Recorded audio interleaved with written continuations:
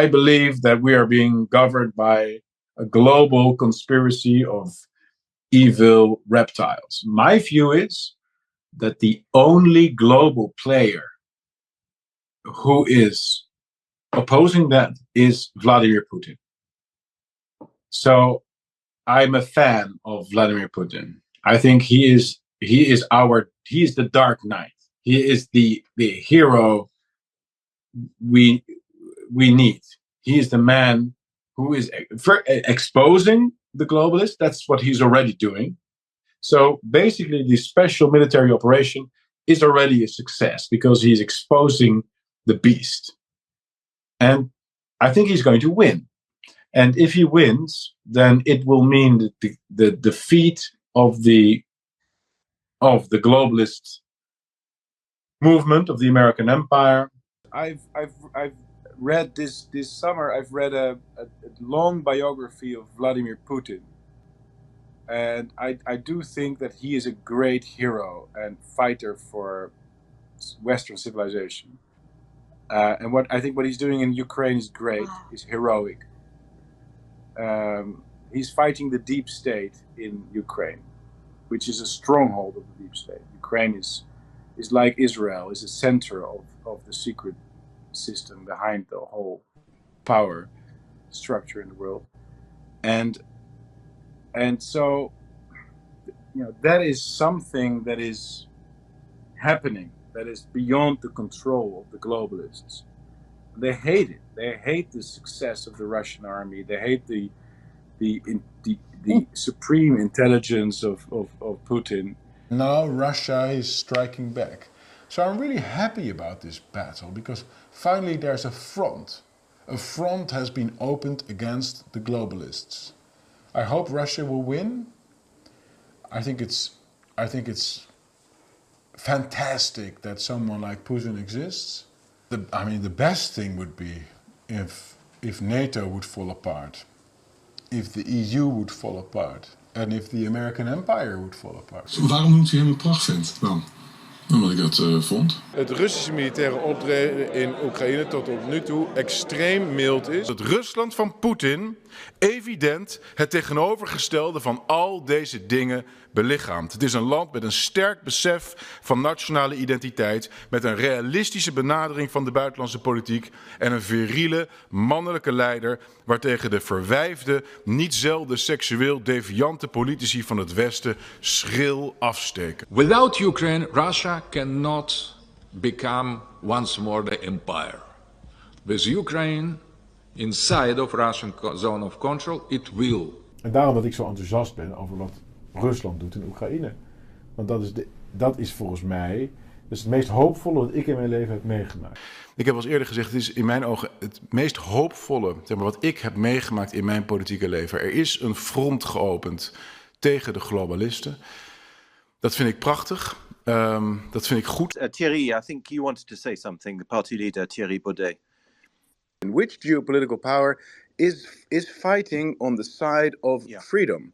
Which side is defending fossil fuels, is defending a free market economy, and is fighting this supranational octopus that's strangling our nations across the Atlantic? And my suggested answer to that is it's Putin's Russia, because I feel that if Putin succeeds in destroying NATO in Ukraine, then the climate change narrative will also fall. That's my assumption. I would answer you, Thierry, by saying this: that yes, of course, Putin is very much part of the answer.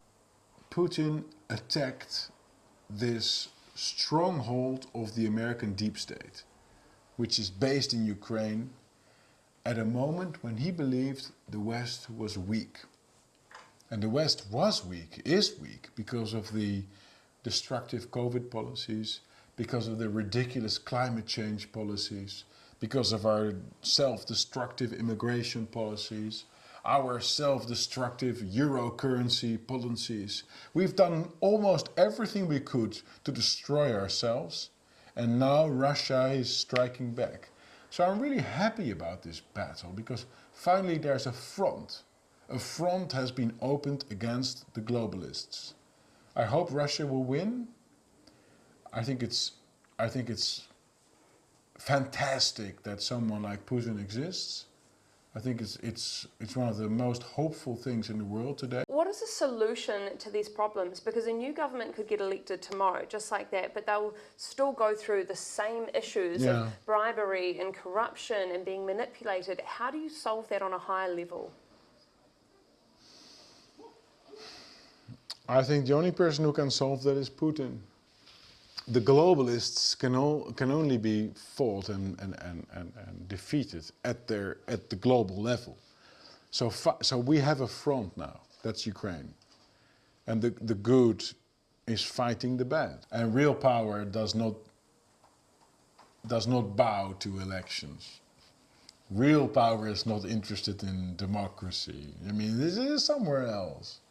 I'm not a real believer in the power of ideas. Okay. I believe that ideas don't really change things. I think guns usually change things. Elected officials don't decide anything. It's all theater. I mean, Russia has a heroic history of thwarting such psychopathic globalist ambitions. What is some of that It did history? so with Napoleon. It did so with Hitler. Ultimately, the Russians defeated communism, right? The Berlin Wall didn't fall because of Reagan.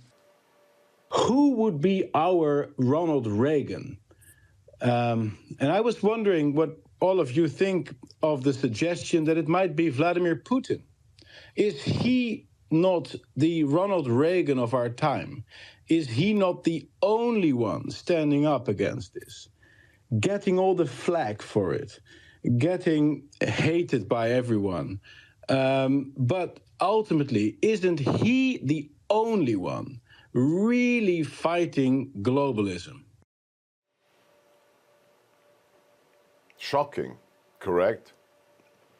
An elected politician from an allied nation of the United States who says he's a conservative, who's calling Vladimir Putin, the man who invaded the Ukraine, a giant equivalent to Ronald Reagan, the only person fighting globalism. He actually went on to say, the only person fighting communism, which is strange given that Vladimir Putin was a colonel in the KGB, a position you can't be in unless you're a member of the Communist Party.